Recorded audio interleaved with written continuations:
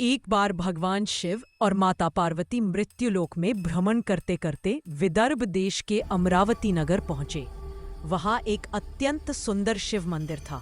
भगवान शिव को वह स्थान प्रिय लगा और वे माता पार्वती के साथ वहीं निवास करने लगे।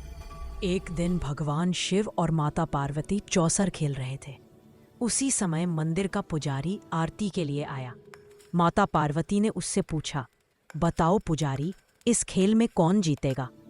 शिव भक्त होने के कारण पुजारी के मुख से निकल गया, महादेव ही विजयी होंगे। लेकिन चौसर में माता पार्वती जीत गईं और भगवान शिव हार गए।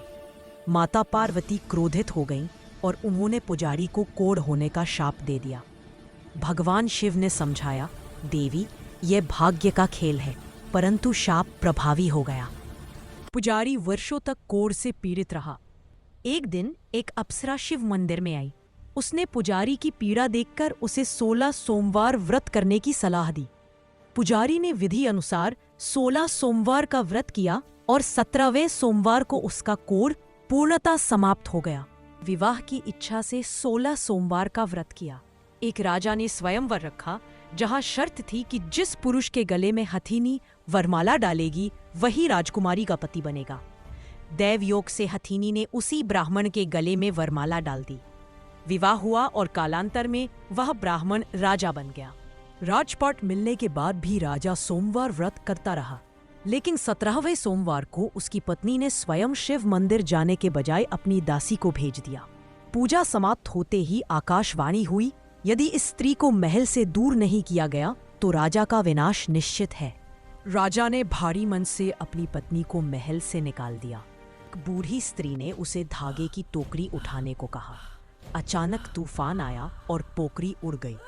बुढ़िया ने उसे मनहूस कहकर भगा दिया। एक तेली के घर पहुंचते ही तेल के सभी घड़े फूट गए। तेली ने भी उसे अपशकुनी मानकर निकाल दिया। प्यास से व्याकुल होकर वह तालाब पर पहुंची। पानी पीते ही उसमें कीड़े पड़ गए। मजबूरी में उसने वही गंदा पानी पी लिया। जिस पेड़ के नीचे वह बैठती, उसकी पत्तियां झड़ जाती। लोग उसे देखकर डरने लगे। अंततः नगर के पुजारी ने उसे शरण दी। उसने पूरी कथा सुनकर कहा, बेटी, यह सब 16 सोमवार व्रत में लापरवाही का फल है। राजकुमारी ने पश्चाताप करते हुए पूर्ण श्रद्धा से 16 सोमवार व्रत किया। 17वें सोमवार को भगवान शिव की कृपा हुई। उसी दिन राजा को अपनी पत्नी की याद आई। वह स्वयं पुजारी के आश्रम पहुंचा और राजकुमारी को सम्मान सहित महल वापस ले आया। 16 सोमवार का व्रत विधि विधान से करता है, उसके सभी मनोरथ पूर्ण